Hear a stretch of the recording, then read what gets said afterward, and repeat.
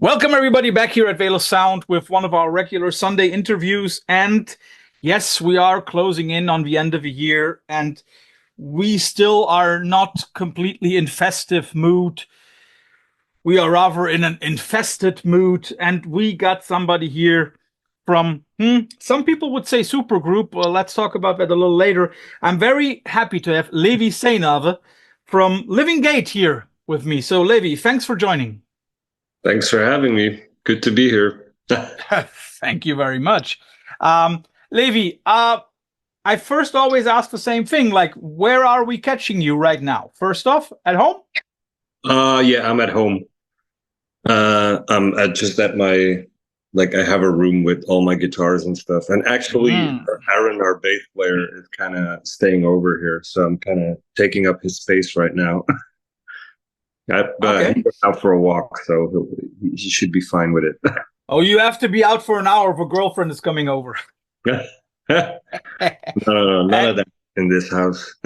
And Levy, then the other question is always, do you have any kind of band merch, shirt, stuff, either from your own band or from another band that you want to plug at the moment? I'll give you a moment to think about it while I pluck a band or a shirt from a band that you might know.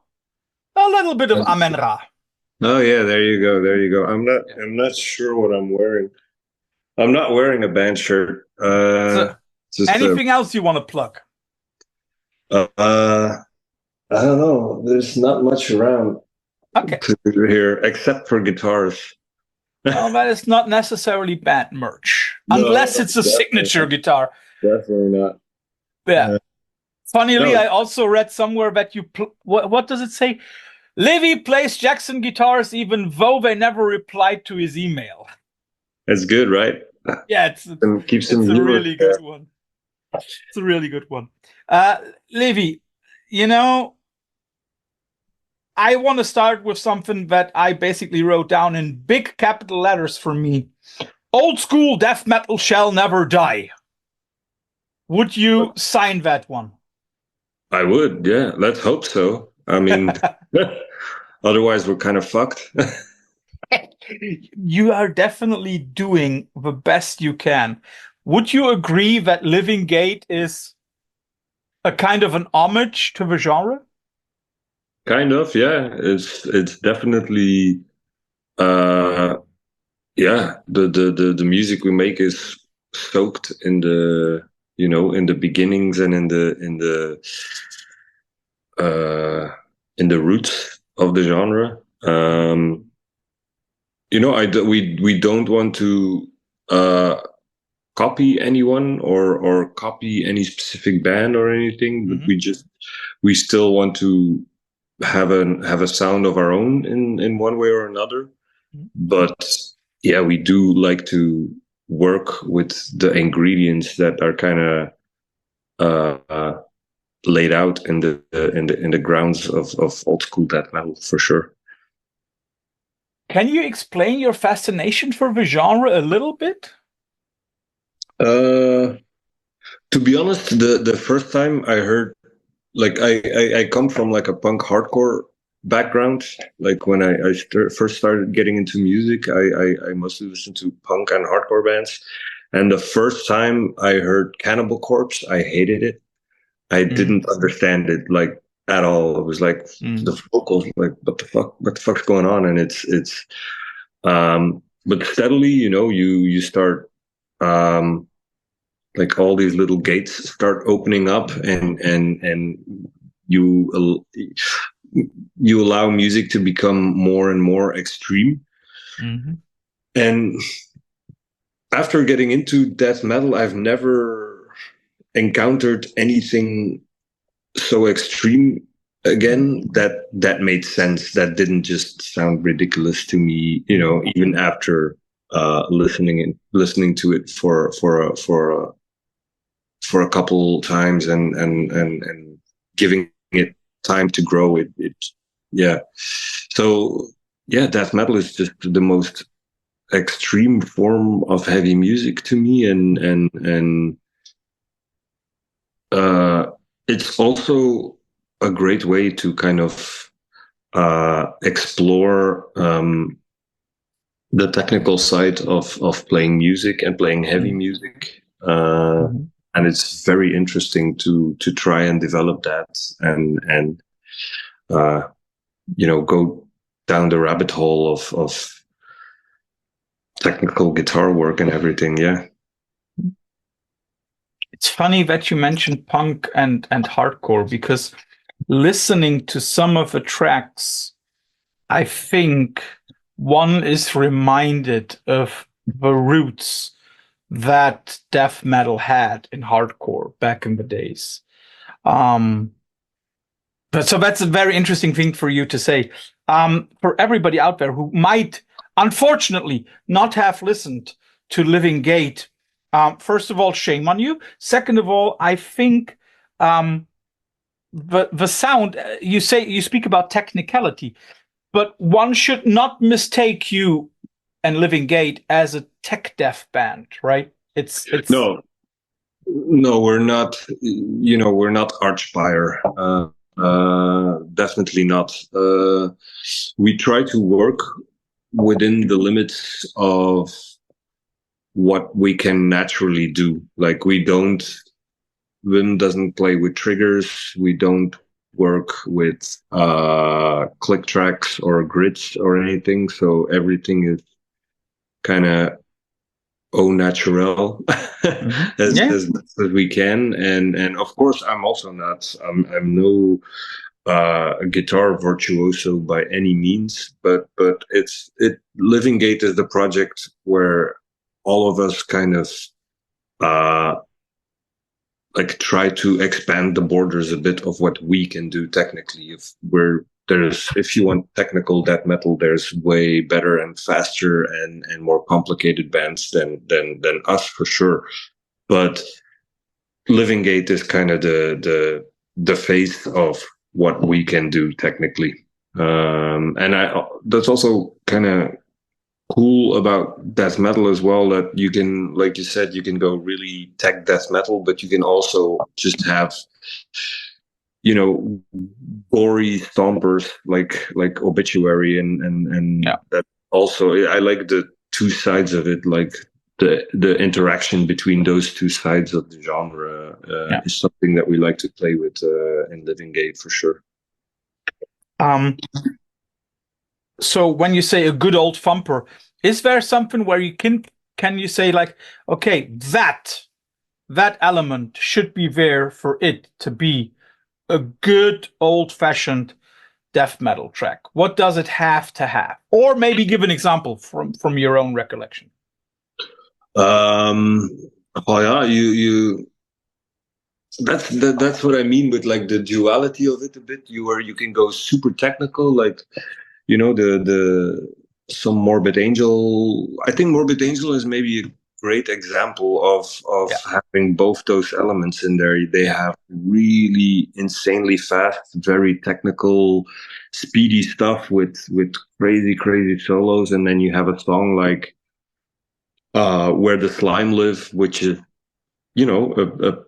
which is not about technicality. It's about one good riff and just the disgusting vocals on there and everything. It's about creating some sort of vibe, and you can just see a huge ogre walk through the woods. And so, I think a good death metal record kind of combines those two elements. For example, Obituary mostly, the main riffs and stuff like that is very, very stompy and not super technical. But then when the guitar solos kick in, they do kind of shred, and so I like the duality and the what's the word I'm looking for? I can't think of the word. No, duality, I think sums it up very nicely. When I listen to Living Gate, I also witness 4 guys who are trying to find out how skilled and technical they can go, which is a cool thing. And I figure that's also something that made you want to start this, right? To see, okay, how far can we push ourselves? Yeah, definitely. That's definitely one of the main reasons for me to play in Living Gate and try to make music like that and write music like that. And it's also, honestly, it's a great vehicle to improve as well, because you kind of, you're on the edge of what you can actually do. And sometimes you write something that you can not quite play yet, but you're happy with the riff and the idea. And so you don't want to throw it away, and you kind of have to keep practicing until you really can play, and that's how you evolve as a musician. And it's so it's nice if like schooling yourself a bit, and at the same time creating and writing music is just the best of both worlds. So have you already observed yourself becoming a better guitar player? Yeah, I think so. There's certain aspects to the way I write riffs for Living Gate that makes you, like, for example, when I write when I write songs for Living Gate, I usually like put some drum computers underneath it, which kind of betters my understanding of rhythm, like triplets, 16 notes and everything. You see what you're doing is actually how it looks on a tempo. Yeah, exactly, on a beat.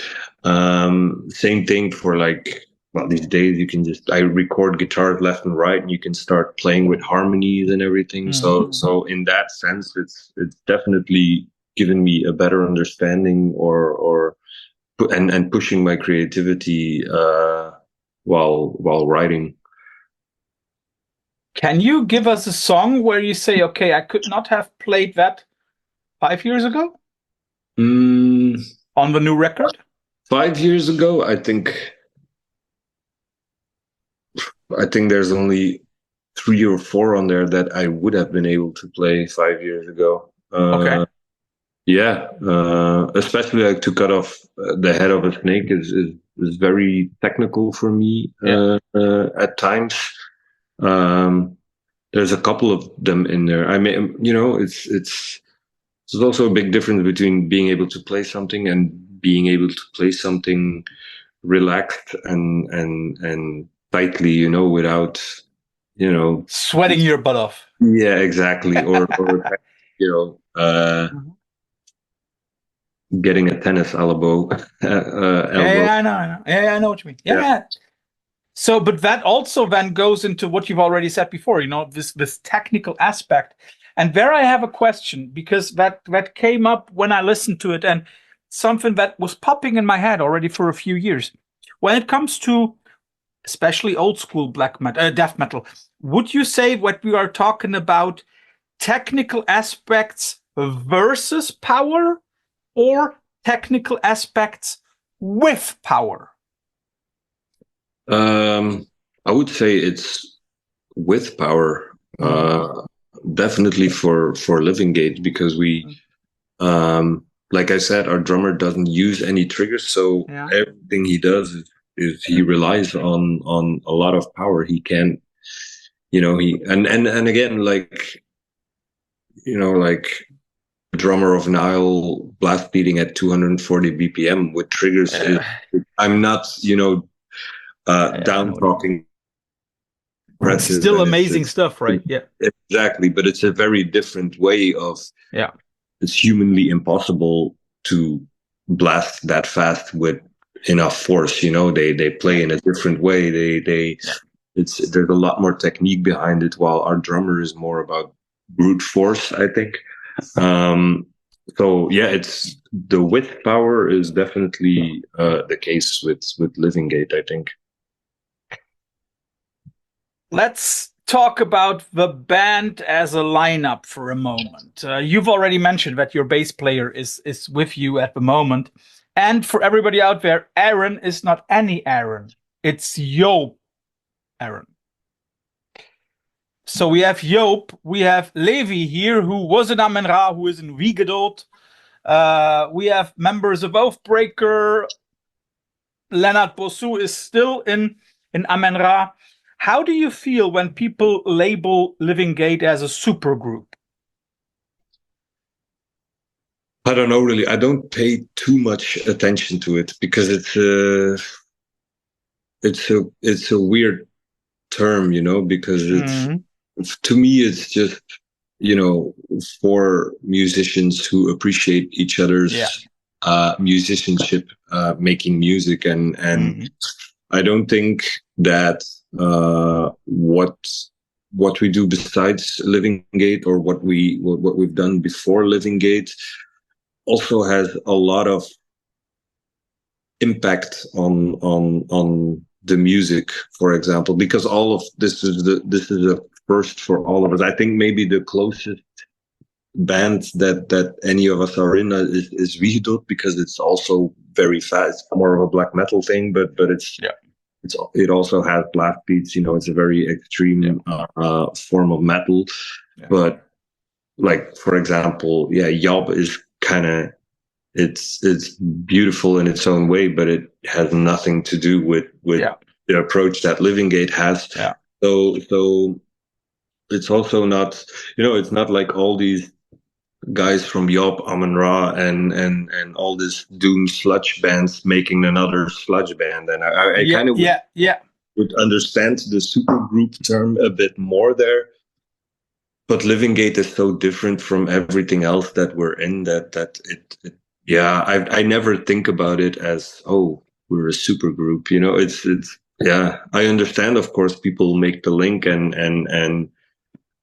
I hope some people that enjoy Wiegedood and Job and can appreciate Living Gate, but I'm very sure that a lot of fans of Oathbreaker or Amenra don't really get into that metal stuff, and which is fine, but it's they're very separate things.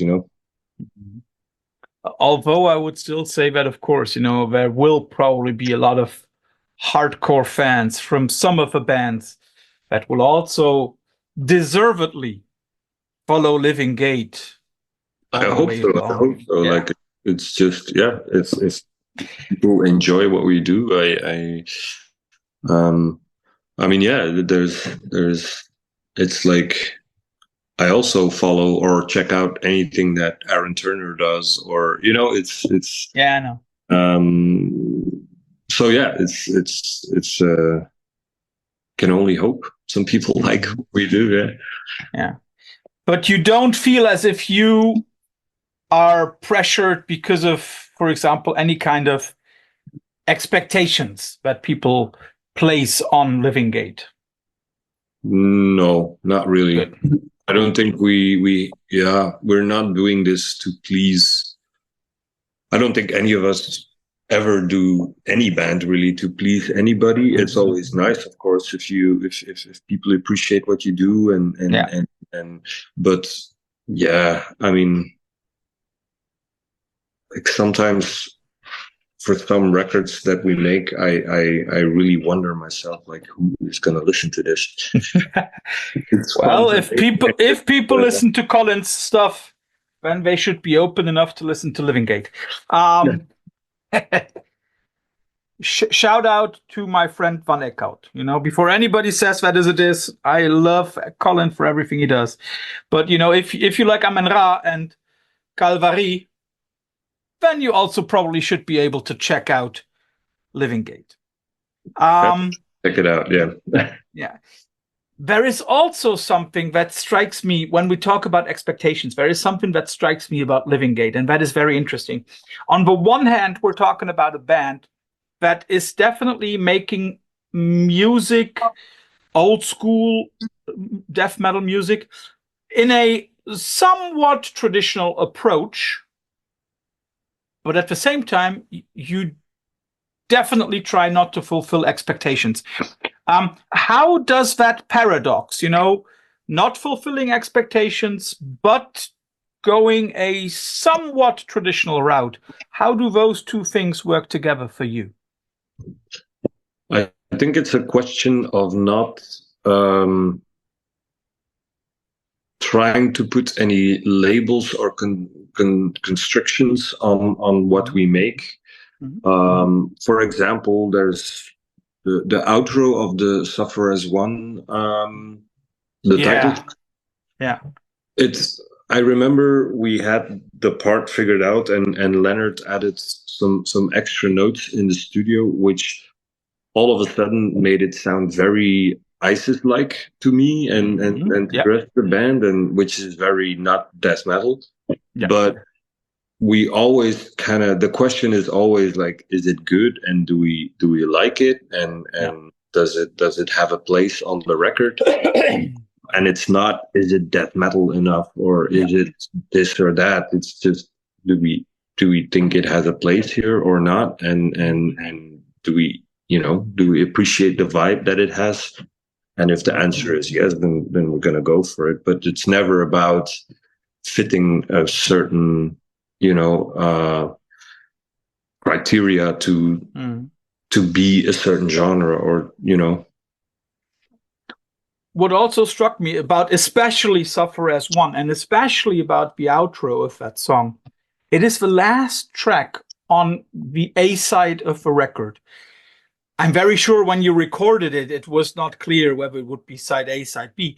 But when you came to track listing, was it clear that together also with Massive Depletion in Ep minor, that would be the end of one of the sides? Well, I think the track listing was, mostly when we go into the studio, there's like already a blueprint of the track listing, because we also write that way. Of course, in the beginning, we just start writing with the material that we have. But while the record takes form, we always try to, from time to time, zoom out and see what it looks like as a whole. And if it's missing anything, if we have 8 songs that are full of blast beats and that are very high tempo and high energy, we might, look at it and say like, all right, maybe we need to make something to counter that, and to break that cycle, and keep some variation in the album. So we always, sometimes you just write a song and like, oh, this is a great first song, or you know this is a great way to end the album. So we went into the studio with like a blueprint of the track listing, kind of in mind. But yeah, of course, when you record there, who knows what comes out, things might change a bit, or somebody might come up with a different outro or intro, and then we adjust accordingly.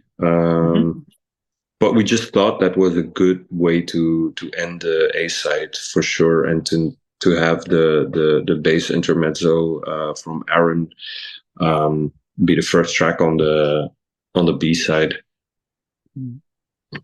You have spoken about studio. This time, unlike with the first EP, you were all together in the studio. How important was it for you to also do that, to be a real band in a way? Very important. Like from the get-go, we all felt like if we record a full album, we should all be in the same room, and we should all be in the same studio. And I'm very happy we did, because it had a huge impact, I think, on the creative process of recording. Said when we did the Deathlust EP, me, Wim, and Leonard, we recorded our parts. We sent everything over to Aaron in the States, and he did his parts, but like this time around in the studio, like Aaron would be able to go like, all right, I have a couple of ideas for a bass part for this riff, and we could listen to it in real time and bounce ideas off each other, and he wouldn't be forced to make decisions just because there was no opportunity for a dialogue, and vice versa as well. He could throw out ideas about drum patterns or fills or guitarists or vocals, or so it the fact that communication was very easy because we were all in the same room was a big plus for us, I think. And like you said, it gave us a feeling of being a band and not some internet project or anything. Mm-hmm. Did that also then manifest your own perception of, okay, this is a band, we are going to do this full length, we are going to tour, and when we've done with a tour, this is not going to be the last one? Did that manifest in Living Gate then? Kinda, yeah. I mean, it's we've always talked about Living Gate especially it grew a lot since the plans for the full length were tape, and we were rehearsing and making songs, and with the recording, putting together a tour. But like during that whole period, we always talked about Living Gate as if it's like we still have plans. This is not a it's going to be difficult, of course, because we have all these other projects, because we have very busy agendas, and it's hard to, align them. So we're never going to be, the band that does one-off shows or that tours 7 months in a year. Yeah.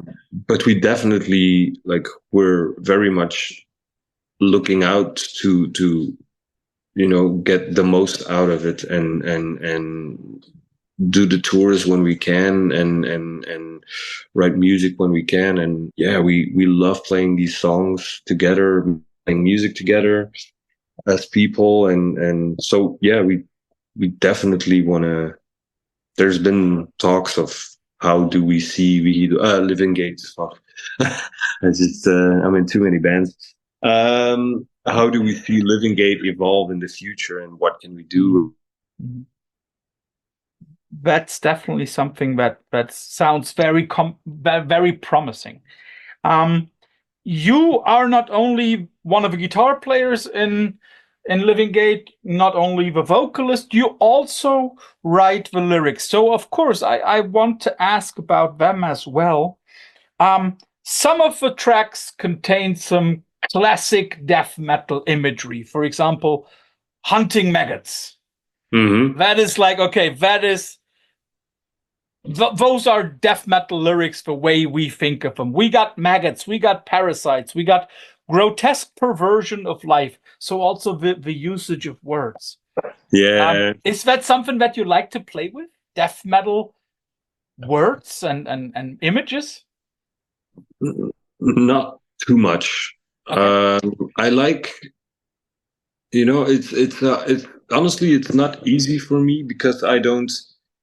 It's not easy to come up with lyrics for Living Gate because, in a way, I could go the very classic route, like Cannibal Corpse, and write about dismembering people and all this gory stuff. But at the same time, I'm like, I'm never gonna be able to compete with what they with what they do. And it's just, that's their thing. I don't want to impose on that, or I don't want to copy that or anything. Yeah.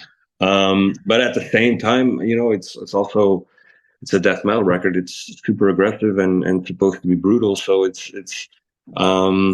so I just, for the most, like, hunting maggots is a kind of a one-off where stuff like that is about, and it's actually just about having maggots in my kitchen. I had a me and my girlfriend had a problem with little they get into the what's it called? Yeah, they get into flower packs and everything, and we like we had like little moths.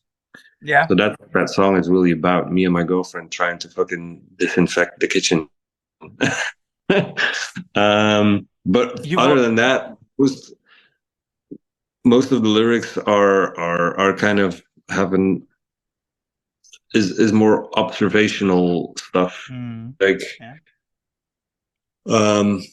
I write about what I see, like politically and evolutionary, and in what I see happen in technology, what I see happen in music, whatever, without imposing or trying to impose an opinion, because the internet is full of opinions, and I don't always, I don't need music to have a message per se all of the time. It can be great, but it's not a necessity for me, and I didn't want to impose that and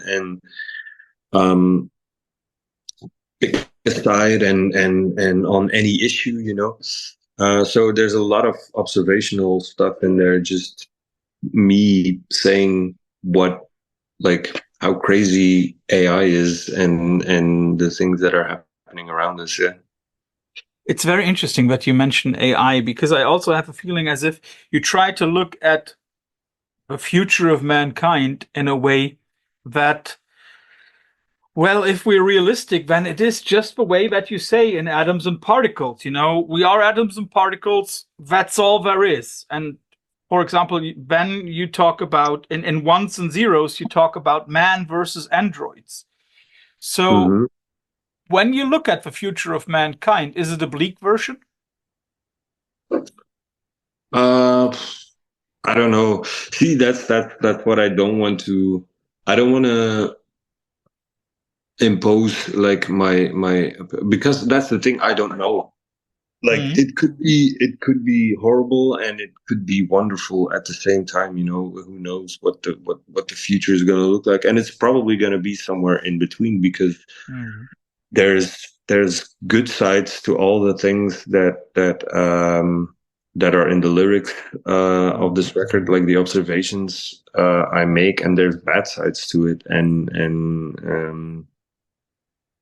the fact that I don't want to impose my opinion or my view on it is also kind of because I think there's too much imposing of opinions. There's not enough dialogue in the world, I think, and there's too much people trying to prove a point and trying to prove to prove that they're right, and it's kind of it kind of negates a dialogue if you come into it with your mind made up. So I wanted to leave that out of it. It's very interesting that you mentioned that, because there are also tracks like, for example, the title track, which give a certain kind of hope. If you listen to Suffer as One, there is some kind of silver lining on the horizon in that track. To me, it seems as if you are talking about strengthening yourself, about looking ahead. So is that also that you try to sometimes balance not only within a track, but sometimes tracks against tracks? We have some tracks that are pretty bleak, and we have some tracks that are, that have that silver lining. Is that important for you to, if you have a dark song, try to give it a light one? I don't do it consciously to like, I don't have a, like you said, a bleak and a light on one album, but I used to only write like very bleak and depressing shit for Wiegedood, and honestly, like, I kind of when I look back at a lot of those lyrics, I feel, I don't know, I'm like, I know what they mean and what they're about, and I also, like, as time has progressed, they don't seem like such a big deal now. And I've learned, I've learned a lot since I wrote those lyrics, and it's interesting and good from time to time to, pick yourself up and have a positive influence in there, and have something, like you said, a light versus the dark, and everybody has, bad days and good days, and I think it's important to reflect that as well in the lyrics. Like I'm very fed up with being way too I don't know what the word is in English, but acting like everything is so tough, and being tormented and everything. And it's like, sometimes, it's not every day is torment, and not every day is dark, right? Exactly, yeah. And I don't want to act like it is. Like, lately, a lot of days have been really good, and I think I would feel dishonest pretending that they aren't. I want to be realistic and be truthful to myself and to how I feel, and if it's good, it's good, and there's nothing wrong. Happy. Exactly. It's not bad if you're happy. It's I don't have to be the tormented musician that's trying to overcome whatever by music. Like, no, I'm happy, and I get to write music, and it's making me even more happy. So it's it's all good. Yeah. I have one thing about the lyrics before we come to the end and the infamous quickfire round. You are giving a little nod to one of your former bands. Our lives entwined from before times of Hessian. I'm sorry. I'm just trying to. You still look good. Don't worry. Sorry. My phone is just about to die. So, yes. Go ahead. Sorry. So you've been speaking about our lives entwined from before times of Hessian. Why the shout out to the old band? Well, actually, the song is kind of a shout out to my girlfriend. It's yeah. And we've known each other from back when I was in even way before I was in Hessian, and like, we got together during COVID and found each other, and it's just nice that we got together after knowing each other for, I say, 15 years. Yeah, 15, but it's getting closer to 20 by now. And that song was just an appreciation of finding somebody who was kind of there all along, and getting to share our lives together. Even though we've known each other for 15 years, it took a while, but I'm glad we finally it finally happened. So this is basically your love song. Kinda, yeah. It's also very not romantic sounding. Yeah. I think she hates the song probably, but she likes the lyrics. So yeah. Can you just sing it to me?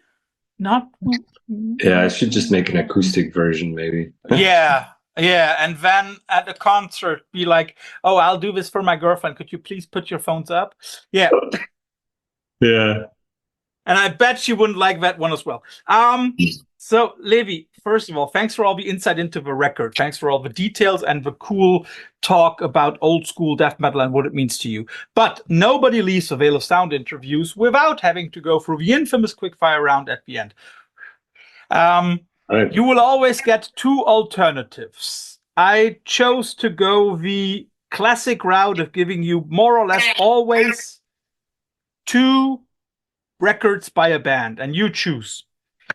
Let's start with Possessed. 7 Churches or Beyond the Gates? 7 Churches. That was a quick one. Morbid Angel, Altars of Madness, or Blessed Are the Sick? Altars of Madness. I like the production on that one better. Carcass, Reek of Putrefaction versus Heartwork. Heartwork.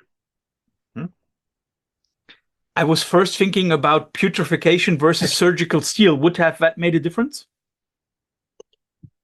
No. Cool. Although Putrefaction is a great album, but yeah. Yeah. I love their... Yeah. As you've already mentioned, Niall, I'll give you 2 of our early ones. Amongst the Catacombs of Nefrenka versus Festivals of Atonement.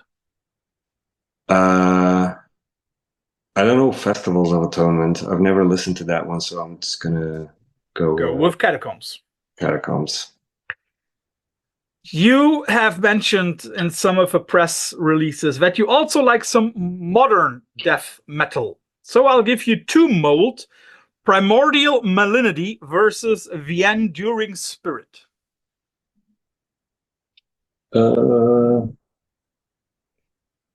Primordial. Portal, Sepia versus Iron. Sepia. That's the first one where we differ. Ulfar with TH. Cosmovore versus Providence. Providence. Ulcerate, Vermes versus Shrines of Paralysis. Wait.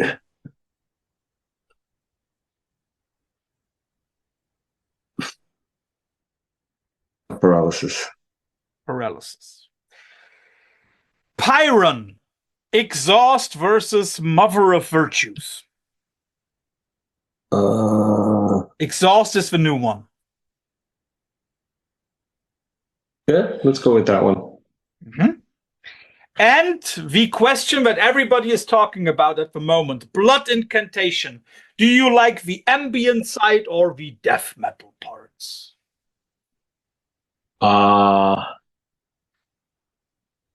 It's hard to decide because the fact that they have them both is... That's why I find the discussion so laughable.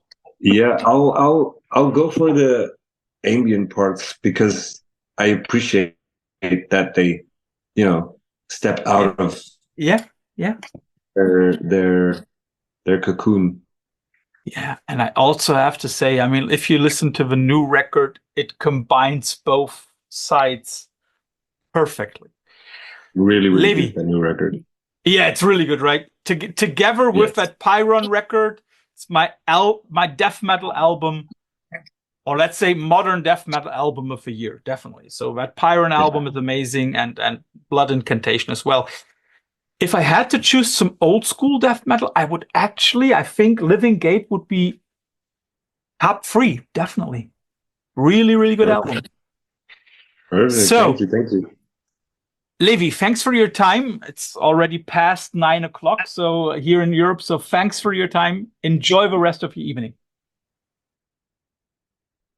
Very much. Thank you so much for having me. Oh, wait, I have one question. Question.